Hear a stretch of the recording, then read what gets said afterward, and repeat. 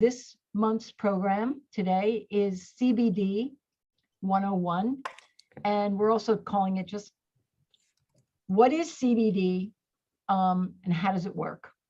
And Dr. Levitt is going to be talking about that.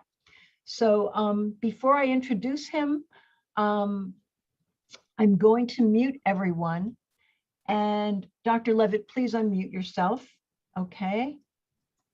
And then when we go to the Q&A at the end of his presentation, we'll remind you to unmute, okay, as we always do. So first, I'm going to give a little introduction to Dr. Levitt, tell you a little bit about him, and he'll tell you more as he goes along. And I just want to add that he is a member of our community. Many of us know him. He lives in Hamden. He's a neighbor of Home Haven members. So Dr. Levitt, we really welcome you and thank you so much for being with us. This is really a great opportunity for us. So Dr. Josh Levitt has a doctorate in naturopathic medicine from Bastyr University in Washington State. He draws upon the science of both conventional and natural medicine in his private practice in Hamden, Connecticut. And he's also a clinical preceptor for the Yale School of Medicine, where he helps in the training and supervision of medical students. He is an author, an advisor, a product formulator, and a consultant in the health and wellness industry. And he does have a business which we will give you information about that at the end of the presentation. However, that is not the focus of our program, and we don't really want to make that the focus of what we're doing today. But if you want to be in touch with him, we will make that possible at the end of the program through the chat or by calling the office. So with that said, it's just a great joy to welcome you, Dr. Levitt, and I want to ask everyone to switch your view to speaker so that we can give them our full attention. Okay, thank you. Thank you, Lori. That was a lovely introduction. I could have written that myself, wink. The elephant in the room here, you mentioned, I'm a naturopathic doctor. My undergraduate degree was at UCLA, and then I went on to Bastyr University, like you said, to study naturopathic medicine. And that's been my career for the last 20 plus years. So here we are, and here you all are at Home Haven with a bona fide snake oil salesman here to keynote your presentation today. So let's get ready.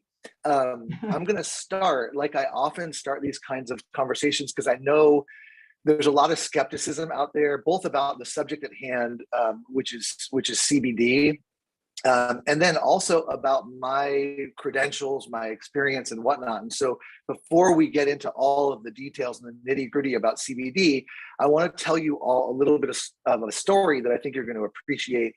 And it is indeed a story about snake oil and snake oil salesmen. So here we go. In my office, which is, I'm not there right now, I'm actually at my home with some of your members, actually right here on the same street, and all the usual caveats, construction outside, and dogs and kids and whatnot.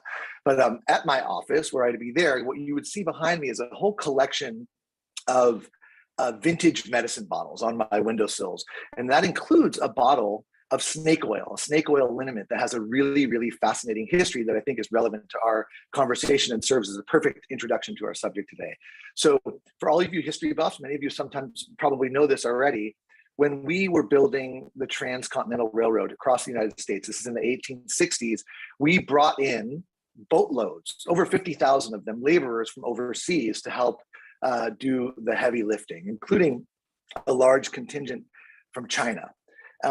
Many of those Chinese workers brought their own first aid kits from back home, and those first aid kits almost always included a bottle of snake oil. So this oil that was in those first aid kits was an oil that was made from the flesh of the Chinese water snake, which is a fish-eating snake, by the way. And it was used both internally, taken internally, and used topically as a treatment for aches and pains and cuts and scrapes and burns, all from this intense work on the railroad tracks. So Americans on those railroad crews started using snake oil as well. And word spread very quickly across the Midwest that snake oil was the real deal. It was a great product. It didn't take long for American entrepreneurs to recognize that there was an opportunity here. And a few enterprising men, especially one called Clark Stanley, started to make their own snake oils, and they started to sell it out of covered wagons. You know the image from town to town, you know, the covered wagon with the snake oil salesman. The original recipes for these snake oils used a rendered fat from American rattlesnakes, which are common in the Midwest. Those eat rodents, by the way. And these guys would make a whole show out of the process, including outrageous claims about how it could cure anything and everything. You kind of know the routine. It didn't take long for Clark Stanley and others like him to realize that it was a whole lot easier and more profitable to just use mineral oil instead of snake oil. They could call it snake oil, and then they could get out of town before anybody ever figured out what was going on. Now, here's where this gets really interesting. So it turns out that water snake oil is still widely used and highly regarded as a medicine in China. And modern research, including in this country, scientists have recently figured out why this is. And it turns out that the oil from the Chinese water snake contains extremely high levels of eicosapentaenoic acid. We call that EPA for short. You might have heard of it. It's an omega-3 fatty acid. It's the same stuff that many of you know as the active ingredient in the fish oil pills that I have a feeling a lot of people on this call are actually taking. There's also been recent studies that demonstrate that Chinese water snake oil does indeed reduce inflammation, which is associated with all the kind of cuts and scrapes and aches and pains that these railroad workers had. And it's maybe no surprise that the flesh of a snake that eats fish has more EPA than a snake that eats rodents. So the American snake oil never did work, but the real stuff actually did, and it still does now. Now, as a result, and you all know this term, these words, snake oil has become a derogatory term, and it's used to describe a charlatan or a crook. And the way I see it, the history of snake oil is really a prime example of how I think that we should revise the way we think about healthcare and medicine in this country. And there's a lot more to say about that. The subject at hand today is perhaps modern snake oil, right? You know, being touted as a miracle for everything under the sun. And we're talking now about CBD. So that is my segue and our entry point into this subject at hand. And I hope you guys all appreciate that. So when people call me a snake oil salesman, I'm like, I'm proud. That's fine. You know, the genuine article actually works. So let's transition now into the subject for the day, which is CBD. So this is, 20 years ago, it never came up. These days, it comes up all the time, not just in my office, but in every medical office. Usually it's patients who are in pain, but not always. Some of them with arthritis, other types of aches and pains. Sometimes it's people with neurologic problems. Multiple sclerosis is common. Sometimes it's people who have stress or anxiety or insomnia. But no matter what the problem is, people often get this kind of look on their face before they ask. And the question is, should I try this? Is this right for me? In fact, there's a bunch of other questions that come up here too. Some of the most common are, probably the most common is, can CBD help me with my whatever it is, my arthritis, my insomnia? Another question, and I'll give a few of them.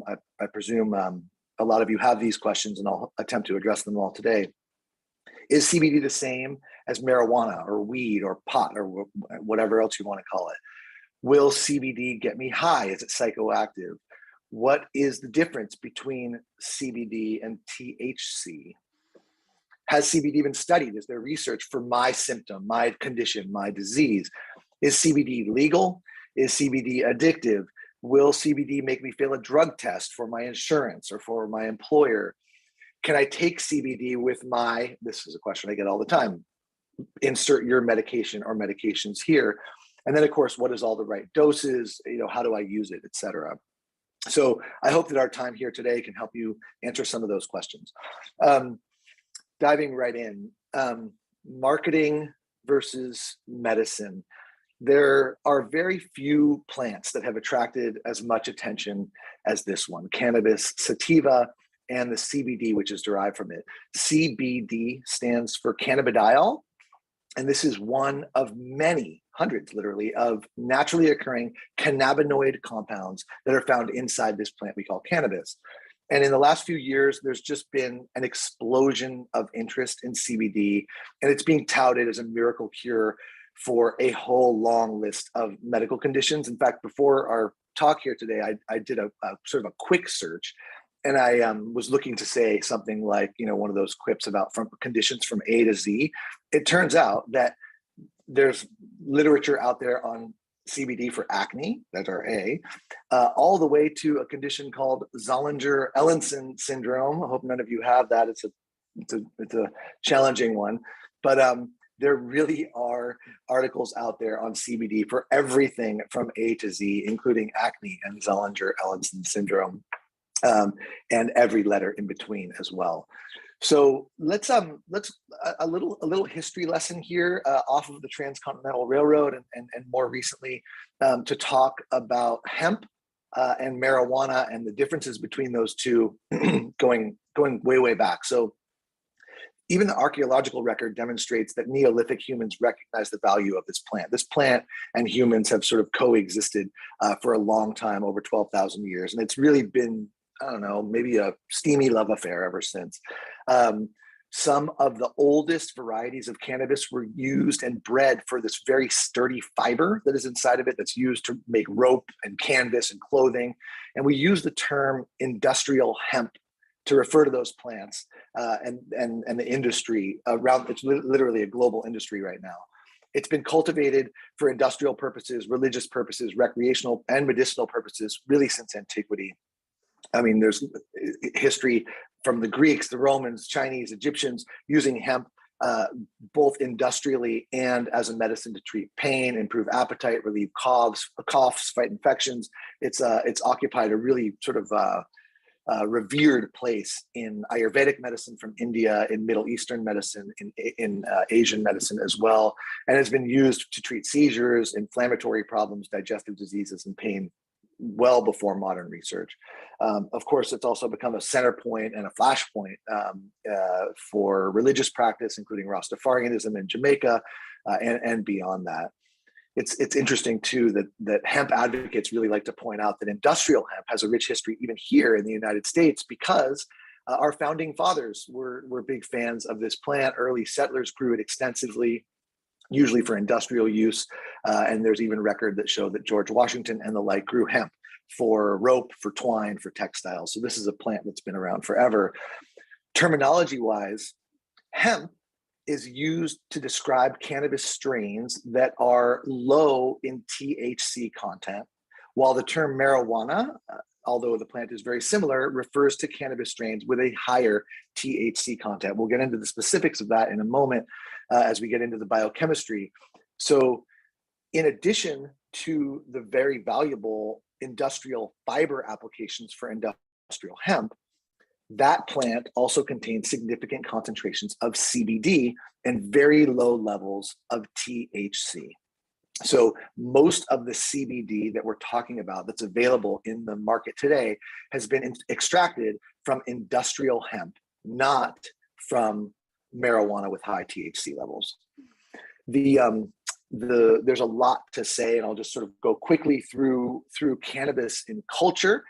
In the last 50 to 75 years, the botany of this plant and the botanists have been focused on a really non-industrial use, really the recreational use, and that is getting high, getting stoned. Cannabis plants of every variety naturally contain THC, and it's famously psychoactive. Humans have been using this for generations, and breeders have selectively bred this plant for different personalities relative to the concentrations of different cannabinoids that give the different varieties different psychoactive effects. And you hear all sorts of different names to describe these different varieties. As you all know, it's no secret that recreational use of cannabis has been a part of our popular culture here and elsewhere for centuries. Long list of musicians and artists who in many cases credit cannabis for some of their creative pursuits, their creative talents. And there's really just, it's cross genre too, from Willie Nelson to Bob Dylan to the Grateful Dead to heavy metal and punk rock music and rap and reggae. Of course, the influence of cannabis is just pervasive in music and in culture. Really interesting point here outside beyond culture is the legal history and the status of CBD. I know that all of you are going to be really interested in this piece. So in the 1930s, the US government initiated our first anti-drug campaign against marijuana. And at that time, they did not distinguish between industrial hemp and marijuana. And they are botanically related, of course. And hemp, even for its industrial use, became a casualty again in this war against reefer, right, in the 1930s. And this development was an unfortunate one because, certainly for CBD research, because it limited access, even for research purposes, to the cannabinoids, including CBD, which was first identified just 10 years later in the 1940s. In the 60s, there was a whole bunch of unrest, Allen Ginsberg and activists advocating for legalization. The government was strongly opposed, and very little progress was made in any kind of efforts to make cannabis more legal. And then in 1970, under the Controlled Substances Act, cannabis became officially outlawed and was scheduled at that point under the DEA as a Schedule I substance, up there with some of the most dangerous drugs, illicit drugs that we have. Things are changing now, and they're changing rapidly in the legal and legislative landscape, with a breakthrough probably that started in mid-1990s when California legalized cannabis for medicinal use. And then from there, we've seen multiple states enact legislation where, and it's hard to even keep up with them. At last look, cannabis was legal, I believe, in 35 states for medicinal use, and an ever-growing list of places where it's legal for recreational use as well. There was a big shift in 2018 in a piece of legislation called the Farm Bill that allowed farmers to legally cultivate industrial hemp in the US, industrial hemp. Previously, it had been banned because it was difficult to visually distinguish. Now we have abilities to be able to assess the amount of THC in these plants. And the rule as it's written says that farmers are allowed to grow industrial hemp in the US now, as long as it contains no more than 0.3% THC. And that changing legal status is what brought forth this massive new industry of growing, extracting, processing industrial hemp and pulling out the CBD. As far as CBD goes specifically, CBD remains a Schedule I substance on the federal government's list of controlled substances. That's, like I said, up there with heroin, LSD, which is commonly known as acid, MDMA, which we call ecstasy. It's on the list of substances that the federal government defines as drugs with no accepted medical use and a high potential for abuse. CBD is on that list. Interestingly, Schedule II drugs, one level down, include, listen, cocaine, methamphetamines, and a whole bunch of opiates, including oxycodone and fentanyl, kills people like crazy, killing tens of thousands of people every year. CBD is a Schedule I drug. Fentanyl is a Schedule II drug. I find that really interesting. The FDA, there's this really challenging sort of legal landscape here because, like I just said, the federal government considers CBD a Schedule I substance. It's illegal. But states have vastly different feelings about this and laws according to their own feelings. And so you have this interesting sort of slippery slope between for a substance that is considered illegal federally, but is mostly dismissed by law enforcement. The FDA and the DEA have made it known that they're not interested in prosecuting people who possess or consume CBD products, but it really leaves a customer, a physician, anybody interested in this in kind of a legal no man's land, quite honestly, where you have a substance that might be legal at the state level, but illegal at the federal level. And that's where we are. And the changing landscape has ushered in an era where there's vastly more research happening, because there was this decades-long gap because of the way the politics around all this work, that we just did not have the opportunity to study CBD or any other cannabinoids for medicinal use for many, many years. And now that is changing, and I think that's a good thing for the advancement of medical research. Let's get now, let me wet my whistle here for a second, and then get into the specifics on CBD itself. Okay, CBD, it's coming into the spotlight. How are we doing here, by the way? Can I get a show of hands? Like it's an awkward thing, right, to do a Zoom call. You know, all of you, if we were all together, maybe you'd be laughing at my jokes, or maybe you wouldn't, or applauding. But we're doing okay with our tech. Everybody engaged, and we're doing good. Josh, you could speak a little more slowly. Okay. Good feedback. I think so. Okay. Yes. Just a bit. That's great. I'm a fast talker, and I appreciate that feedback. That's great. I will do that, and then I'll probably wind up covering a little bit less as we move along. But okay, so we're going to talk now about CBD itself. It's a substance that's found inside that cannabis plant. It was first isolated and identified in the 1940s. So we've known about this compound for a very long time, but it lived basically in obscurity for about 75 years. And that's mostly because its famous cannabinoid sibling took center stage. And that sibling, of course, is THC, tetrahydrocannabinol. And it's understandable why THC was in the spotlight. That is the molecule that's responsible for the infamous high that's associated with marijuana. It's a psychoactive substance, it's mind altering, and that is the substance that has motivated generations of enthusiasts of marijuana, from hippies to horticulturalists, to grow and to use and expand this plant. CBD, on the other hand, unlike its famous sibling, and I put this in all caps, is not psychoactive. It does not get people high. It does not get people stoned. It's not mind altering in that way. And as such, although CBD has been well known to researchers for decades, it wasn't until about the 2009 or 10 when scientific interest into CBD really began to surge. And there were several reasons for that. One of them was that growers in California began to be able to concentrate the amount of CBD in their plants, so they could get a lot of it, and then they could that sort of discovery of growing CBD rich industrial hemp set off a wave of scientific interest that continues at a rapid pace right now.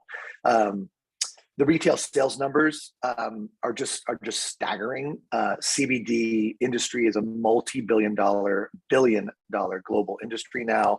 CBD is firmly stepped into the spotlight, and the attention on it is coming from all directions. It's farmers are growing it in massive amounts. Manufacturers are extracting it.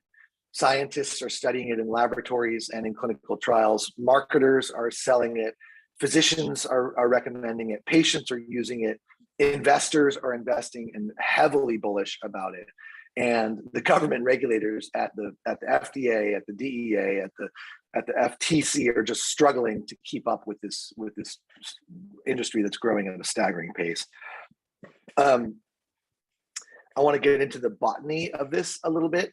We talked before about the name. I always think of plants by their Latin names. This plant is called Cannabis sativa.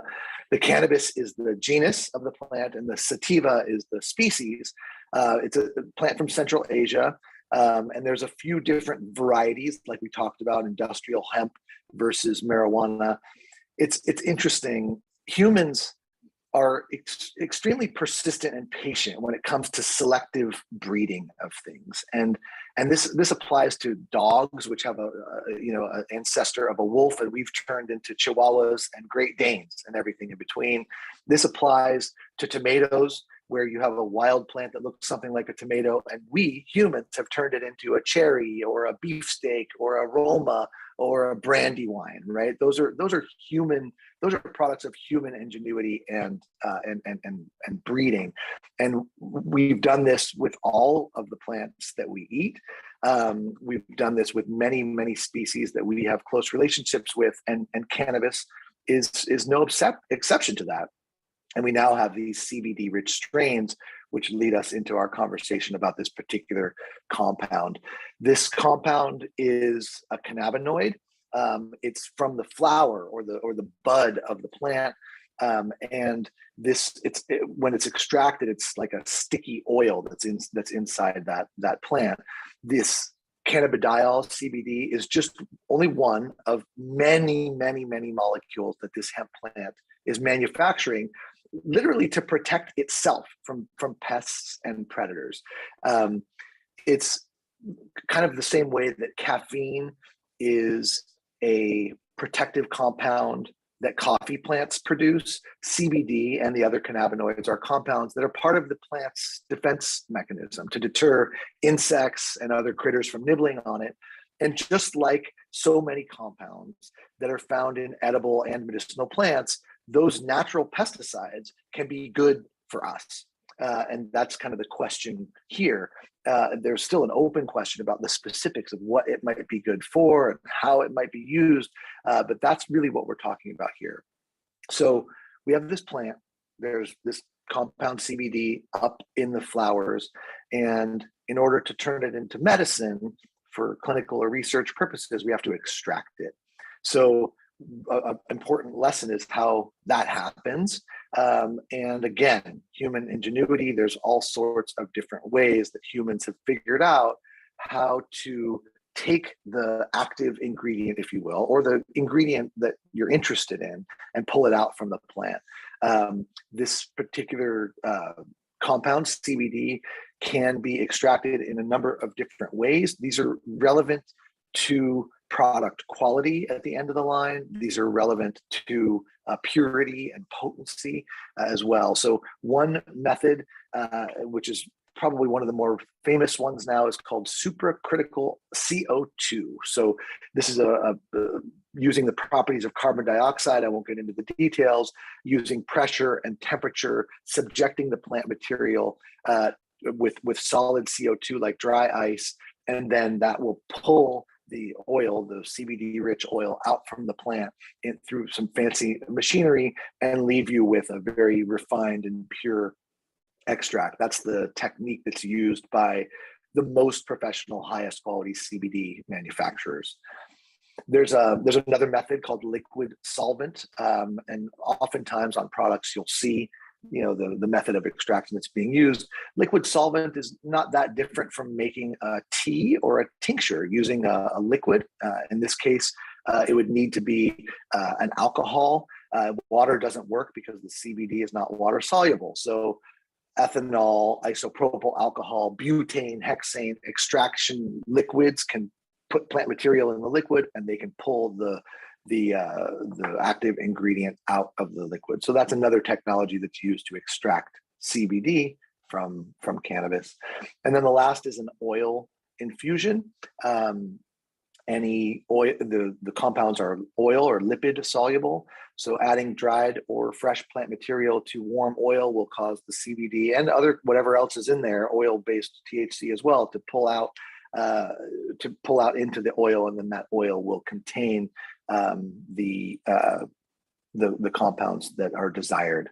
Those are the three main methods. So there are all sorts of different products. These extraction technologies yield different end products, and at this point in the modern era, and this is again an area rapidly changing, we're seeing CBD extracts land in capsules and in oils and in liquids and tinctures and candies and gummies and all kinds of things, smokable things, ingestible things, topical things, all sorts of products. Like I say, it's a rapidly expanding marketplace. So now, this is where we start getting into the medical application of things. I want to talk about how CBD works, or at least the best current knowledge of how CBD works. And this all hinges on a system inside of your body that you might not have ever heard of before. This system is called the endocannabinoid system. You've heard of your immune system and your central nervous system and your digestive system. There's a system called the endocannabinoid system. This system was relatively recently discovered, and it is a biochemical communication system that receives and communicates through little docking stations that are called receptors. And these receptors are for cannabinoids.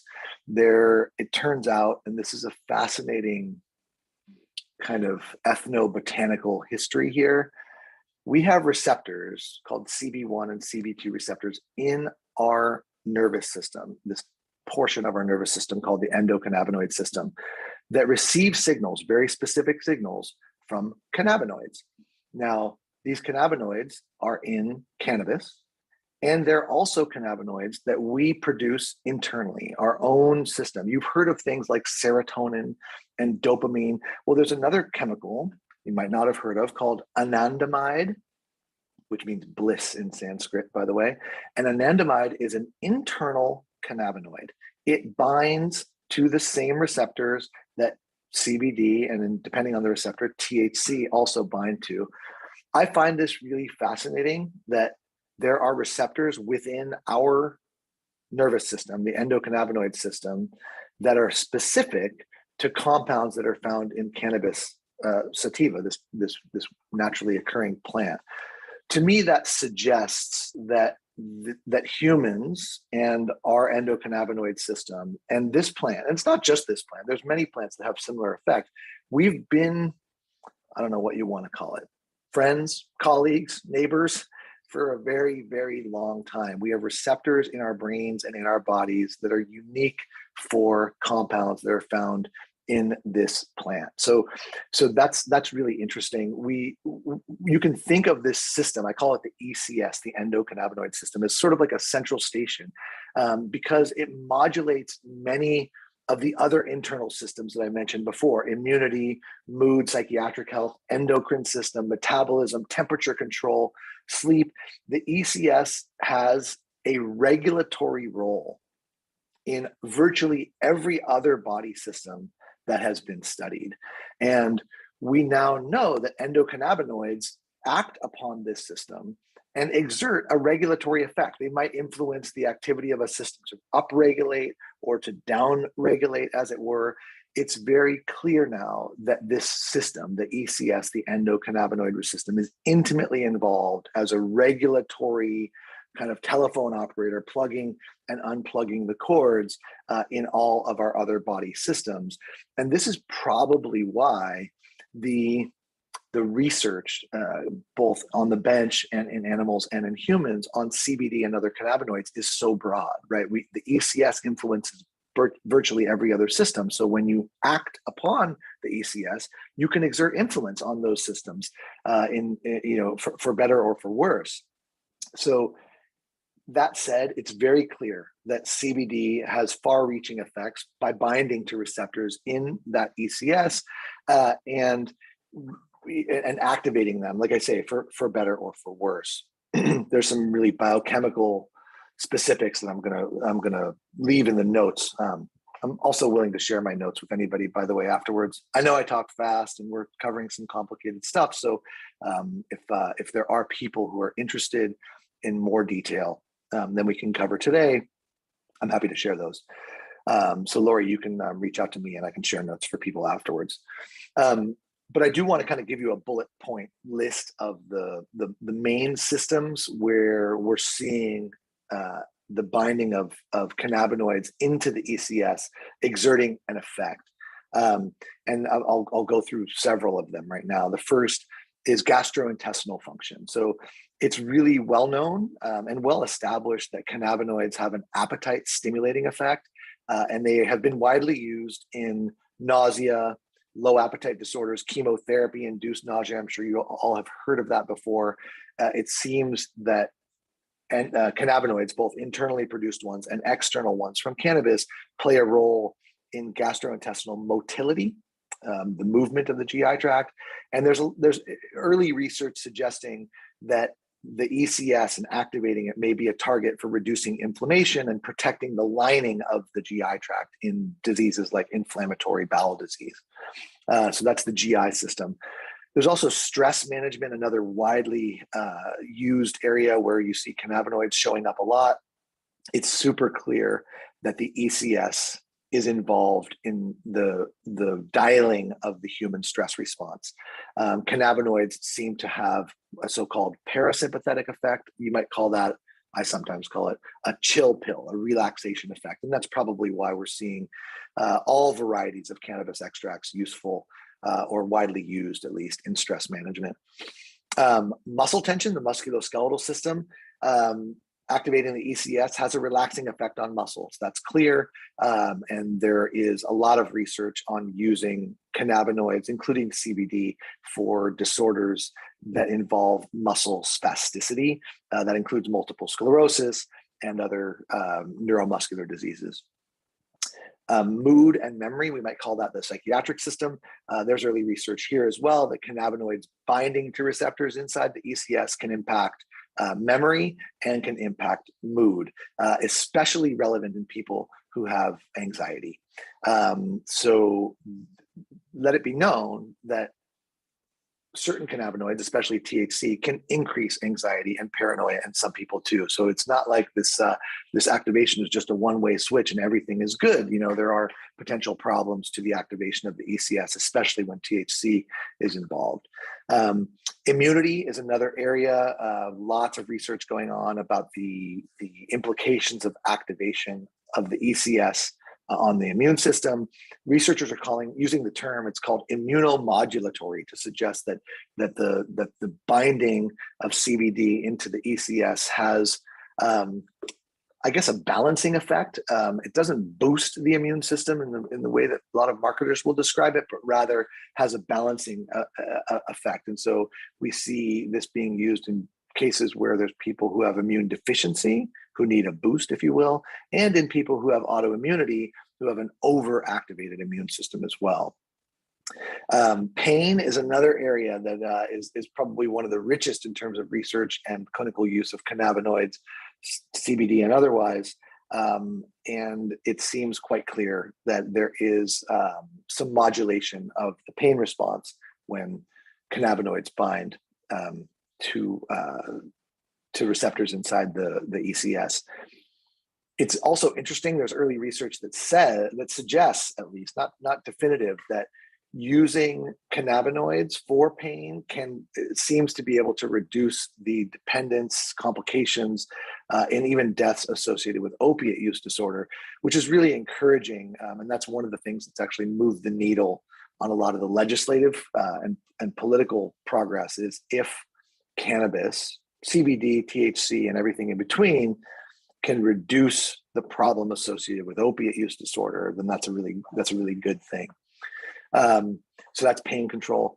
There's some evidence that sleep, it's clear evidence that the ECS is involved in sleep, and that using CBD, one of the most common applications of it, is for people who have insomnia. And then last and not least, there's some evidence that the ECS is involved in glucose regulation, blood sugar control. I'm not ready to declare that CBD is good for people with diabetes, but there is early research that suggests that the ECS is involved in the signaling involving insulin and glucose metabolism. So interesting research going on there. So is this stuff a medical miracle? I don't think it is. I don't think it's a medical miracle. I think it's a substance of great interest and intrigue. I think it's really unfortunate that there was such a moratorium on research on cannabinoids for so many years for sort of political reasons that seem, at least at this point, largely unfounded. And I think that these extracts and oils and products that are now available have, marketing very often kind of like proceeds medicine. When there's a buck to be made, people are out there selling it, and this Wild West effect with the kind of uncertain legal stature in different states has led to this proliferation of an industry that I think has certainly outpaced the clinical research. But it's not nothing either. There's definitely something going on here. This is a medicinal substance. To me, and I'm going to backpedal here for a second, I'm an herbal medicine doctor. My expertise is in nutrition and herbal medicine. And I don't see cannabis or the THC or CBD that's inside of it. There's a bunch of other cannabinoids, by the way, as well. But to me, they don't strike me that differently than the other herbal medicines that I'm so familiar with, things like echinacea or rosemary or garlic or ginger, for that matter. It's a plant, right? It's a plant that probably has some utility in the management of various different types of problems in human health, and it's an herbal medicine, just like many other herbal medicines.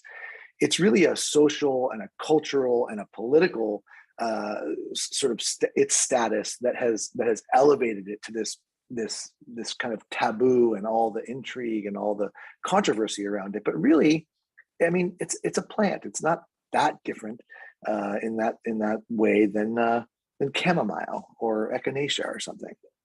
So we're looking now, and there's a lot of research questions that are being asked currently about the medicinal value of CBD. And what we want to see, and these are ongoing now, is rigorous human studies that are called double-blind placebo-controlled trials. There's very, very few of those on CBD at this point, and that's because they take a lot of funding, they take a lot of time, there's a lot of effort involved in conducting such a thing. So we're limited right now, but the research is ongoing, and now that some of the shackles have been taken off, there's an explosion of cannabis and CBD research happening, and it looks, I got to say, it looks promising. I think a lot of it does look promising, and I know that anecdotal evidence, the story that you heard from your friend or your cousin or your hairdresser or the guy who cuts your lawn is not the same as clinical research. But as a person who has access to large volumes of anecdotal stories from people who've experienced CBD, I can tell you that there's definitely a there. This is happening. It's helping people oftentimes when other things haven't helped, and I'm very much intrigued by that. That said, it's still the Wild West out there when it comes to the current environment, and so here we are navigating this kind of complex territory with not a lot of streetlights on the way, so to speak, that help to illuminate us, but knowing that they're getting lit by the lamplighter as we go, and that's kind of where things stand right now.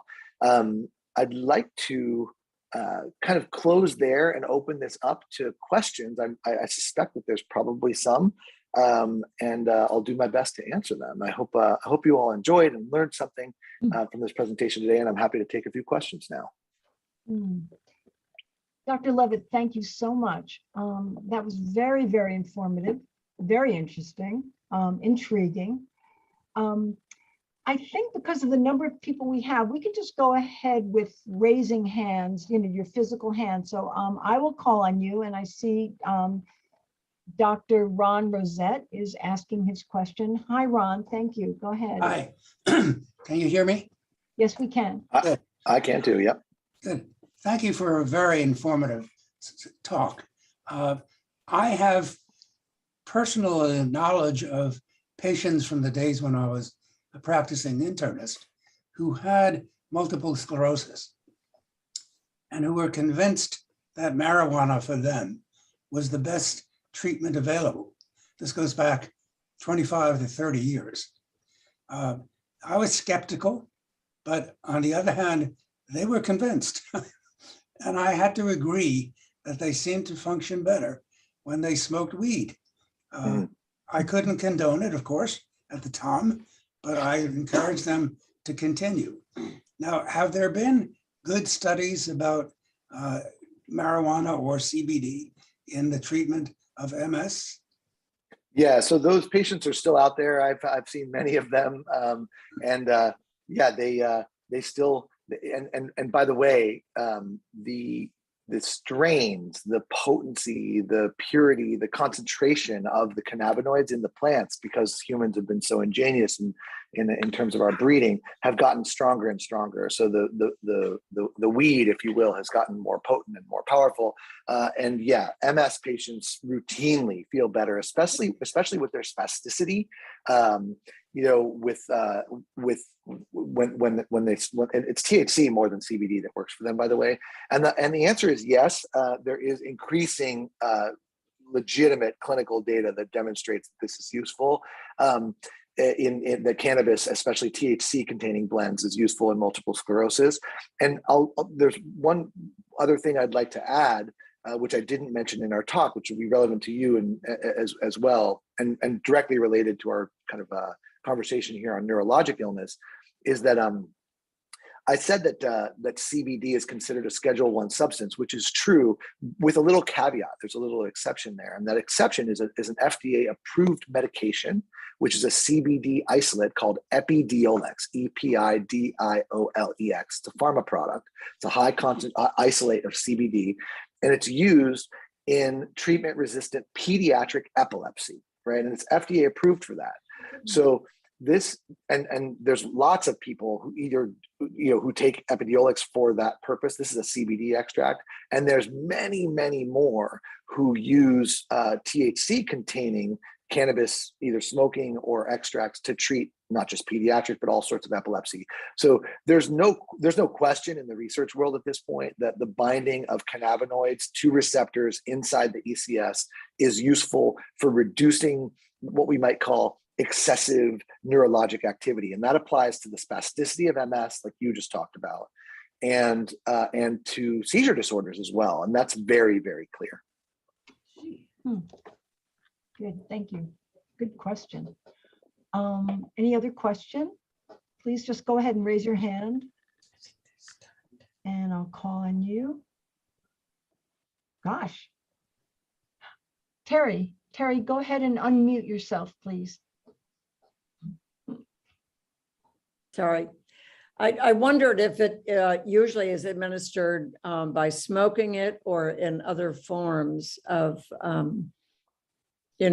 tinctures or oils, or I know there's topical, but if you're ingesting it, say for pain or something, how is that usually administered? Yeah, it's a great question. So I'm going to answer about CBD, which is different, right, than the others, than the whole plant extracts that contain THC.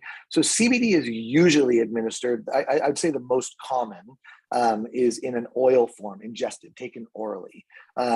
Very often, the oil is the instructions for the oil will be to leave it underneath the tongue, for 10 to 30 seconds. You can get a little bit of absorption of the cannabinoids. These are lipid soluble molecules, fat soluble molecules. So they do get absorbed even in the oral mucosa. And they also can get absorbed when you put them on topically. They can penetrate through the skin. I would say most CBD is consumed in the oral form. It can be taken in by inhalation as well. But these days, I mean, with and there's some when we're talking about cannabis in general, there's kind of pros and cons to each method of ingestion. Inhalation is very popular because it's quick, right? So the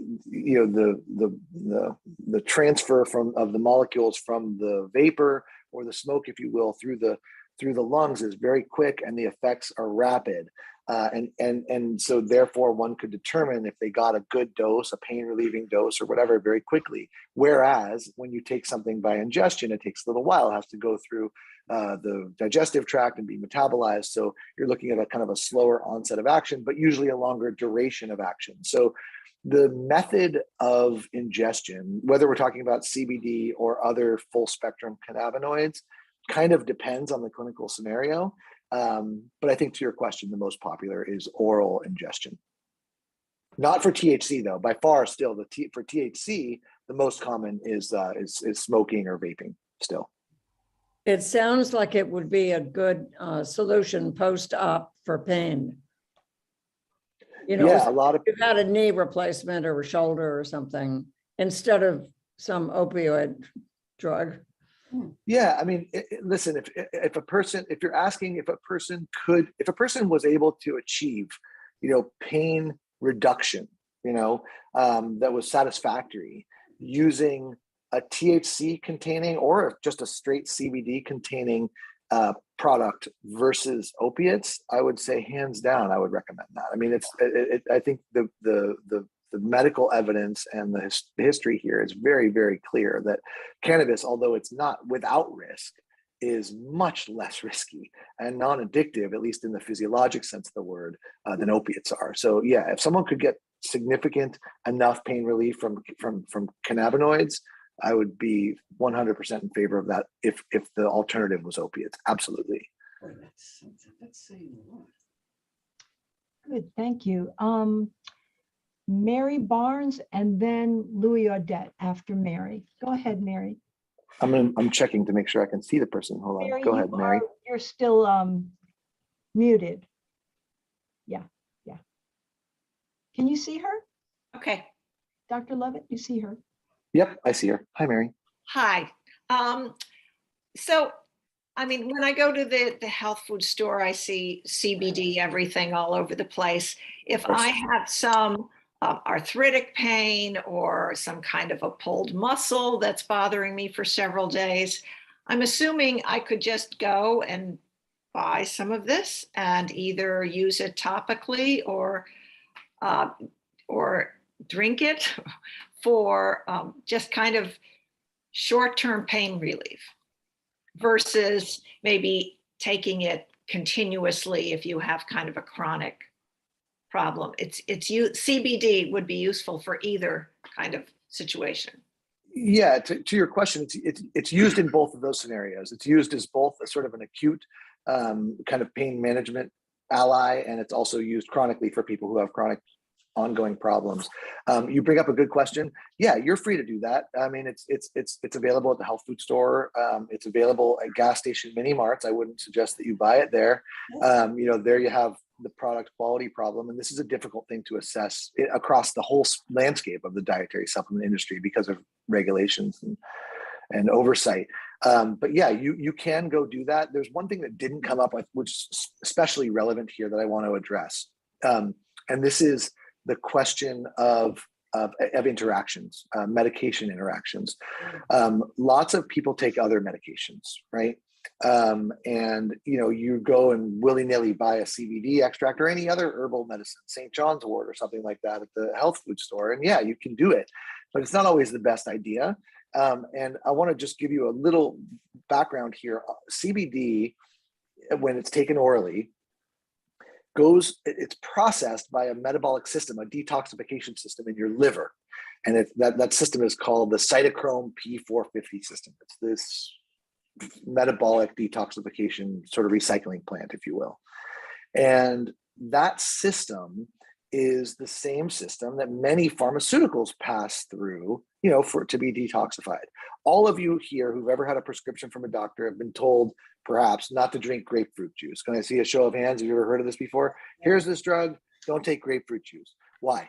Because grapefruit juice inhibits the factory that's doing this processing of some pharmaceuticals. And so if you're taking grapefruit juice and a pharmaceutical that both are going through that same pathway, there can be a lot of extra traffic on the road, so to speak. And that extra traffic on the road can slow things down. And that might mean that you thought you took 10 milligrams of a thing, but really, because the grapefruit juice slowed it down, it behaved like 15 or 20 milligrams, which might be fine, but it might be dangerous, right? Okay. CBD also passes through, does a very similar, although much milder effect as grapefruit juice. It also inhibits a particular enzyme within that cytochrome P450 system. This is where we can get more detailed, but we're not going to right now. And it can, now this is theoretical, I got to be clear. I'm not saying, and I'm not going to say because I can't, that CBD interacts with this pharmaceutical or that, because in most cases, we don't know that. We have a theoretical concern. CBD uses this pathway, A bunch of different drugs also use this pathway. There's a possibility that those two things coming down the line at the same time might clog up the pipes a little bit, the road, and possibly affect your medication. So if you're taking a medication, this is probably the most important piece, that has a narrow therapeutic range, right? That, like, 10 milligrams is fine, but 15 milligrams will kill you, that kind of medication. Most of you aren't taking those, but blood thinners kind of fit into this category a lot. You got to be careful. It's got to keep it tight. Those sorts of drugs, you definitely want to talk to the prescriber of those drugs and say, hey, but here's the frustrating thing. I tell you that, and I tell you to go do that. But what I know, with all due respect, doc, and to all you doctors, you don't know any of this. So, and that's fine. You don't have to. You're not supposed to. But like, I'm telling you, as a guy who knows some of this stuff pretty well, you should go talk to your doctor who prescribed your medicine, knowing full well that he or she doesn't know this same stuff. So that's a tricky thing. But I can't put myself in a position to say, yeah, go ahead, take CBD. It's there is a potential for interaction there with pharmaceuticals. So I just wanted to make that point. So don't go to the drugstore. Good, very good. Louis, did you ask your question yet? No, I see him there. He's still. Go ahead. No, you didn't. Go ahead. Unmute first.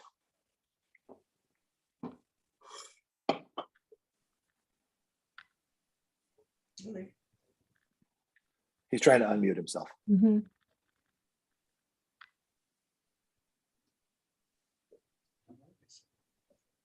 It's very difficult. It's a little button on there.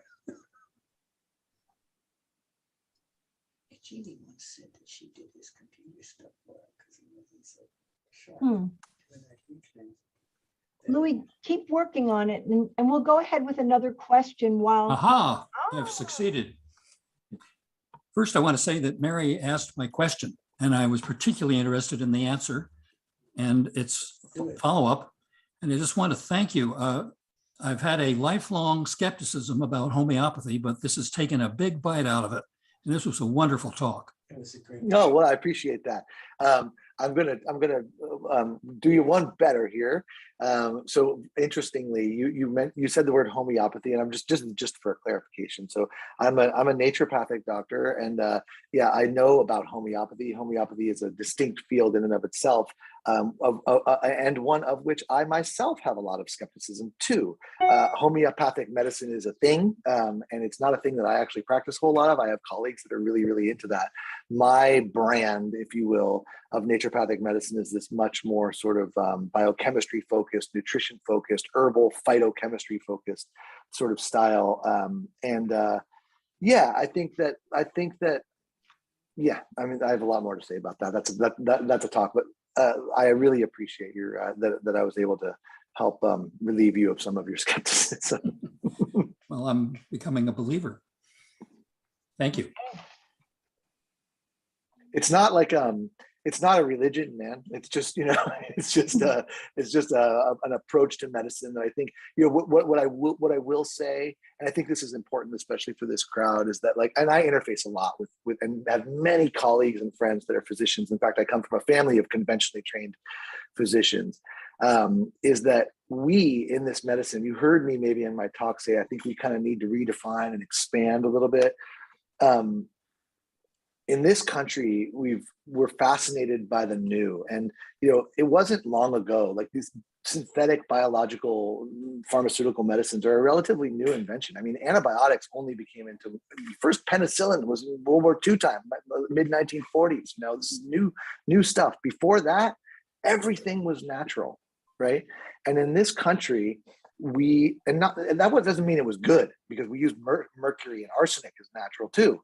But there's a long history of natural medicine, indigenous medicine, Eastern medicine and things. And so what we've done in this country, in much the same way in many other industries, if you think about our audio players, we used to have records, and then we had 8 tracks, and then we had cassette tapes, and then we had CDs, and now we have MP3s and online cloud players like Spotify.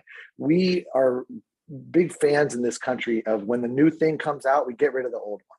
And then when the next new thing comes out, we get rid of the old one as if it had no use. And what I would suggest is that all that old stuff the natural medicines, the cod liver oil that your grandmother used to tell you to take, the cannabis for that matter, where here we are talking about it, the herbal medicines, those things still work just in the same way that vinyl records still have a place and still have a certain charm to them.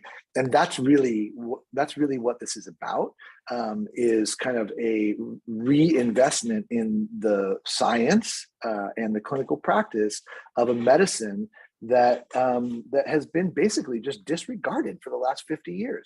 And and that's what it is. So I'm glad that came through. More questions?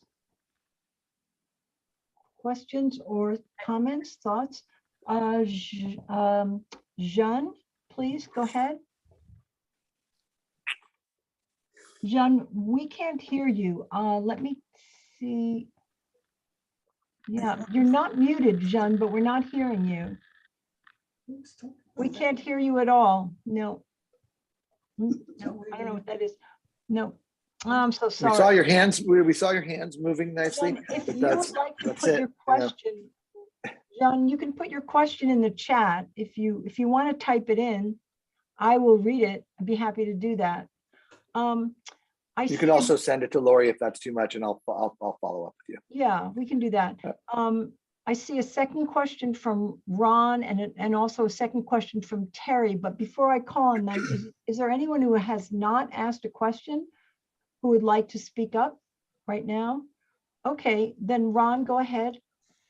Yeah, historically, and I did some of this historical research a very long time ago, but historically, marijuana was demonized by the cigarette and alcohol industry at a time when it looked like it was going to be very important competition for both of them.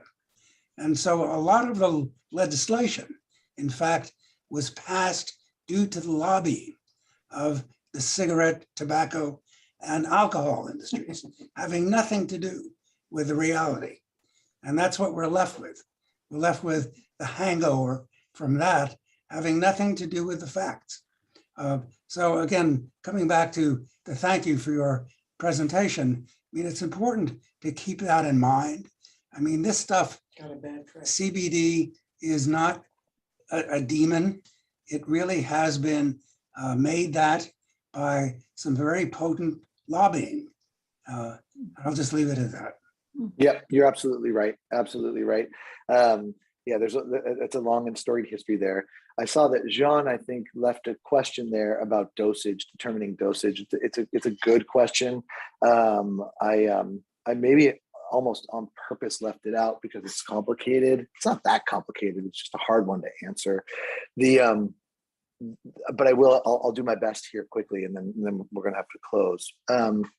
The dosages of CBD vary widely. And before I even get into the specifics of that, let me just address something that I kind of overlooked, and I think it's an important discussion.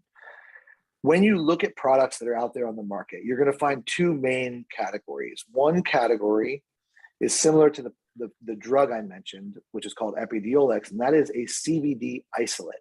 They're using extraction technology to isolate the CBD to the exclusion of all the other cannabinoids. That's called a CBD isolate, CBD all by itself. Then there's another type of extract, which is called a full spectrum extract, which is what it sounds like. Instead of isolating CBD at the expense of all the other cannabinoids, of which there are at least dozens, if not hundreds, you get them all. You get the CBD in a large concentration and a bunch of the other ones as well. That's called a full spectrum extract. There are differences in the two, of course. This is sort of, there's a really interesting thing here. If you think of a carrot, for example, inside of a carrot, there's this stuff called beta carotene. You've probably heard of it before. Well, there's also hundreds of other carotenes inside of a carrot as well. And we have the technology now to take the beta carotene out of a carrot, and we could give it to you in the form of a supplement, right? It turns out that's actually not a very good idea. Especially if you smoke. Hold on one second. My phone is behaving badly. Are we still there? Yeah, that's good. Yeah. The concentration of We sorry, lost you. it's as we get to the end of our time here, my son is getting feisty and wanting to be picked up. So I'll get him in a minute. The concentration of a specific compound inside of a plant, like a carrot or a cannabis plant, to the exclusion of all the others, is very different than the full product, right? And so I am in favor, actually, in most cases, of a full spectrum extract rather than a concentrated CBD isolate, because I think that there's some, I don't want to say magic, but some synergy in the using of the full complement of cannabinoids, because they play off of each other and act on receptors in unusual and interesting ways, and there's a synergy there. So to your dosage question, John, it was a question about, that brings up this question: are you using an isolate or are you using a full spectrum extract? It turns out that you can get better effects, and there's even some research to this, with lower doses of a full spectrum extract. So if we're talking about a full spectrum extract, I usually have people start in somewhere in the range of 20-ish, 25 milligrams as a starting dose of CBD in a full spectrum concentrated extract, and then move up from there. The safety is pretty well documented well up, in the hundreds of milligrams, which gets pretty expensive. CBD is not cheap, by the way. So, I usually have people start at a 25 milligram dose of a full spectrum extract. That's the short answer. Okay, well, do you have time for one more, or are we done? Let's try one more. I'm gonna have to keep it short. Okay, before Terry, I know you want to ask another question, but is there anyone who has not asked a question? Eric. Okay, Eric Donardo. Go ahead, Eric. You are muted right now, of course. Can you unmute me? I unmuted. Good. I was wondering, of your vast spectrum of patients, which ones are you most likely to prescribe this stuff for? That's a great question, and a good place to wind things up. I think I'll give you a few categories. One is pain, which is usually musculoskeletal, especially if there's a spastic component, right? So it's orthopedic or neurologic pain syndromes that have muscle tension as a factor. That's probably number one.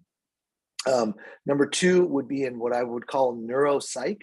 And that is, we mentioned a couple of those disorders: epilepsy, multiple sclerosis, but then the more common and more psych side of things, which is stress management, anxiety, and insomnia. So those areas are areas where I think it's showing the most promise and is the most clinically useful, in my opinion. Pain and the nervous system broadly. Thank you. Okay. I think we're going to wrap it up here. Thank you again. Thank you so much, Dr. Levitt, for giving us this time and sharing your expertise with us. I just want to mention that Dr. Levitt's practice, his private practice, is in Hamden. So if you need to reach him, you can find him. Just Google Dr. Josh Levitt, and you will find his private practice in Hamden, his naturopathic medicine practice. And regarding CBD and all of that, I think what we're going to do is put in the chat Dr. Levitt's email address, which he has been generous enough to offer us, which means you can directly email him with your questions. And if you have an interest in the products that he personally knows about and gives his stamp of approval based on his extensive knowledge and research, he can give you information about those products and just a little tiny pitch that Home Haven members will get a large discount. So it might be worthwhile to get in touch if you are interested and you want further information about that. So I'm just checking the chat. We have his email in the chat. Please go ahead and open that if you want to see it, or call the office and Kate will give you his email address. Excuse me. I think we're done, and I'm going to thank you one more time. Thanks again on behalf of Home Haven, and especially thank you to our Health and Wellness Committee for bringing us this excellent program. We will have another program next month, so check your newsletter for that. And always know you can call the office if you have any questions about our programs and activities, services, resources, referrals, anything like that. You can speak with Kate, you can speak with me. Okay? Have a wonderful afternoon, everyone. Have a great weekend. Thank you. And Thank you all for your time today. Thank you all. okay.